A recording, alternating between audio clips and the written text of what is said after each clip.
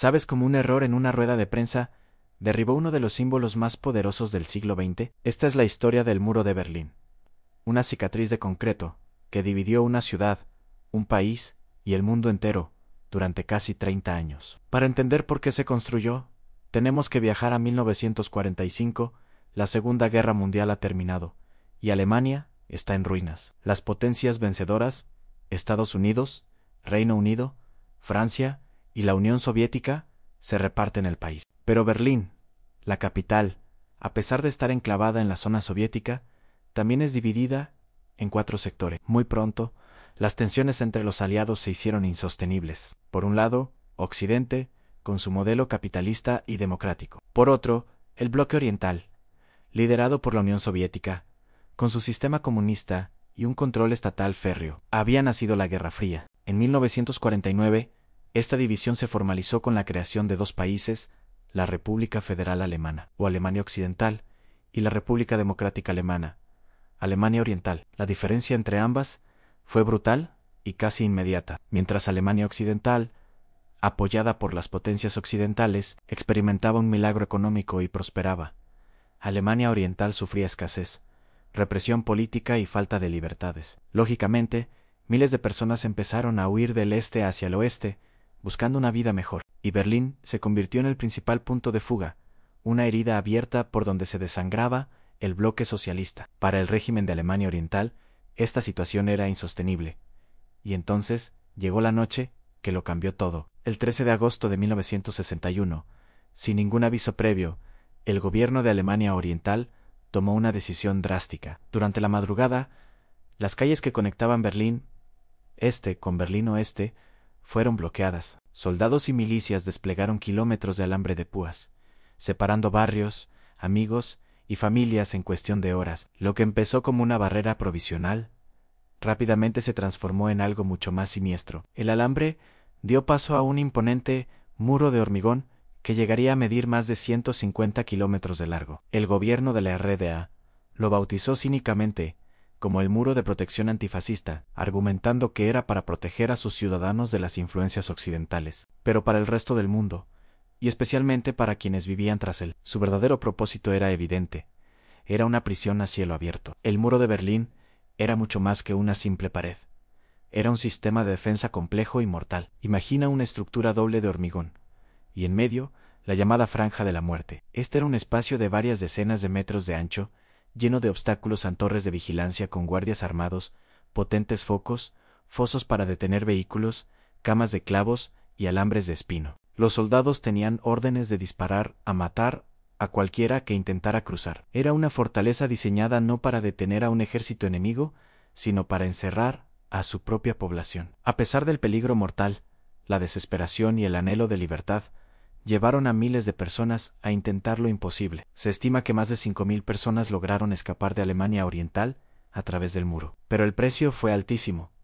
Al menos 140 personas murieron en el intento. La creatividad y la valentía de quienes lo intentaron no conocían límites. Cavaron túneles de más de 100 metros de largo, volaron sobre el muro en globos aerostáticos caseros, modificaron coches para esconder personas en compartimentos secretos, e incluso se deslizaron por cables tendidos entre edificios. Otros simplemente saltaron desde las ventanas de los edificios que daban a la frontera en los primeros días. Historias como la de Peter Fechter dieron la vuelta al mundo. Este joven de 18 años fue tiroteado al intentar saltar el muro en 1962 y cayó en la Franja de la Muerte. Se desangró lentamente durante casi una hora, a la vista de todos, sin que nadie pudiera ayudarlo. El muro no solo separaba 2 sistemas políticos, separaba vidas, sueños y familias de la forma más cruel. Mientras tanto, dentro de Alemania Oriental, el control era absoluto. La Stasi, la temida policía secreta, mantenía una red de vigilancia masiva. Se estima que había un informante por cada 60 ciudadanos.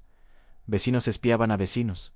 Amigos traicionaban a amigos. La propaganda oficial presentaba el muro como un escudo necesario contra el fascismo y la decadencia occidental. Se enseñaba en las escuelas que quienes huían eran traidores y criminales. El miedo era la herramienta principal para mantener el orden. En Occidente, por el contrario, el muro se convirtió en el símbolo universal de la tiranía comunista. Presidentes y líderes mundiales visitaban Berlín Oeste para denunciar su existencia, convirtiéndolo en un escenario clave de la propaganda de la Guerra Fría hacia la década de 1980, el panorama internacional empezó a cambiar. La Unión Soviética, bajo el liderazgo de Mikhail Gorbachov, iniciaba un proceso de reformas conocido como la perestroika y la glasnost. La economía soviética estaba estancada, y la presión para abrirse era cada vez mayor. En toda Europa del Este, comenzaron a surgir movimientos ciudadanos que pedían más libertad y democracia. El famoso discurso de Ronald Reagan, en 1987, frente a la puerta de Brandeburgo, con su icónica frase «Señor Gorbachov,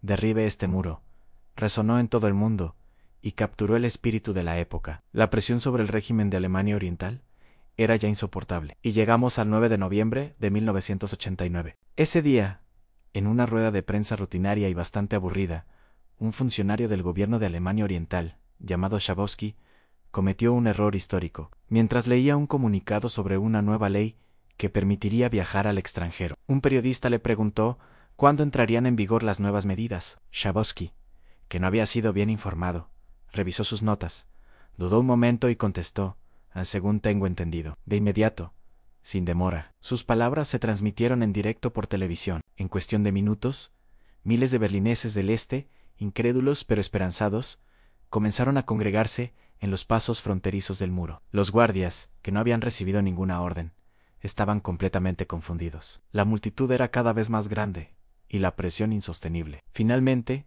ante el riesgo de una masacre, decidieron levantar las barreras, sin un solo disparo, sin una orden clara, por el peso de la gente y un error burocrático. El muro de Berlín había caído. La noche del 9 de noviembre fue una fiesta de libertad. Personas del este y del oeste se abrazaban, lloraban, cantaban y celebraban juntas sobre el muro que los había separado durante 28 años. Muchos trajeron martillos y picos para empezar a demolerlo, llevándose un trozo de historia a casa. El símbolo de la opresión se estaba convirtiendo, ante los ojos del mundo, en el mayo era símbolo de unidad y esperanza. Las imágenes dieron la vuelta al planeta, anunciando que una era estaba llegando a su fin. Las consecuencias de esa noche fueron sísmicas. Menos de un año después, en octubre de 1990, Alemania se reunificó oficialmente. La caída del muro provocó un efecto dominó que derribó los regímenes comunistas en toda Europa del Este. Un poco después, la propia Unión Soviética se disolvió. La Guerra Fría, que había mantenido al mundo en vilo durante más de 4 décadas, llegaba a su fin, dando paso a un nuevo orden mundial. La historia del muro de Berlín nos enseña algo fundamental. Los muros no solo se construyen con hormigón y alambre, se levantan con ideología, con miedo y con propaganda, pero también nos demuestra algo mucho más importante. La voluntad humana de ser libre es una fuerza imparable, y al final, ningún muro es lo suficientemente alto o fuerte para contenerla para siempre. Gracias por acompañarme en este viaje por la historia. Si te ha gustado, no olvides darle a like y suscribirte al canal para no perderte más historias que cambiaron el mundo. Nos vemos en el próximo video.